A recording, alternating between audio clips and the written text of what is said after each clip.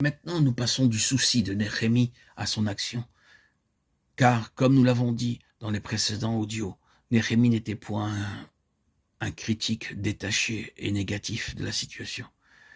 Il n'était pas simplement quelqu'un qui signalait tout ce qui était faux, sans savoir ce qui devait être fait pour la gloire de Dieu, et sans accomplir quelque chose à cet égard. Aussi entreprit-il une action, et s'il y a un livre dans la Bible, ou en tout cas dans l'Ancien Testament, qui est caractérisé par l'action plus qu'aucun autre, je pense que ce livre est celui-ci.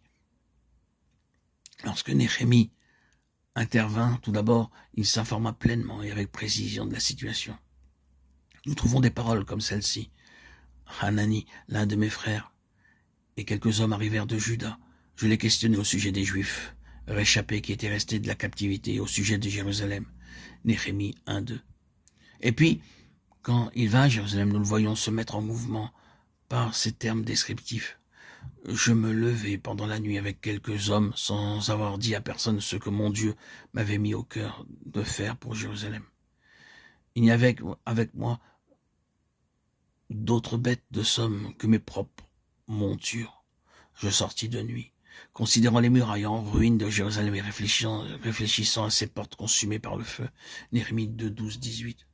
Ainsi Néhémie se donna du mal pour parvenir à la connaissance exacte de ce qu'était la situation. C'est vrai qu'il avait des informations. Un compte-rendu lui parvint, où il se fit un devoir de parvenir à la connaissance de ce qui était la situation par ceux qui la possédaient directement.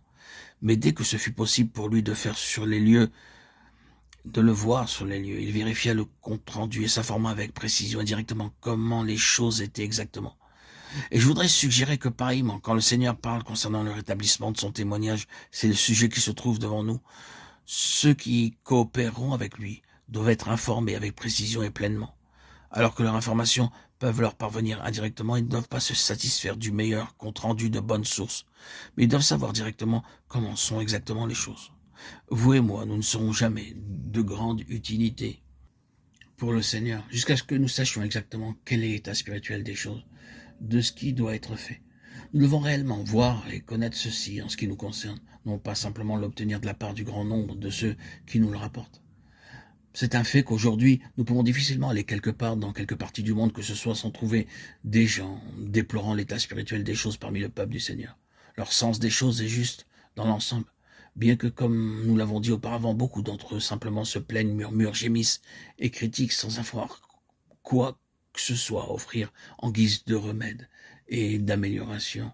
Néanmoins, leur déclaration touchant l'état spirituel de l'Église est très largement vraie. Sur une très vaste échelle, il est vrai qu'aujourd'hui tout va de travers quant à l'Église. Les choses ne sont pas comme elles devraient être, comme le Seigneur les voudrait. Mais nous ne pouvons pas nous appuyer sur un sentiment général, quoique très général, que les choses ne vont pas. Ceci doit pénétrer notre propre être. Nous devons le savoir pour nous-mêmes.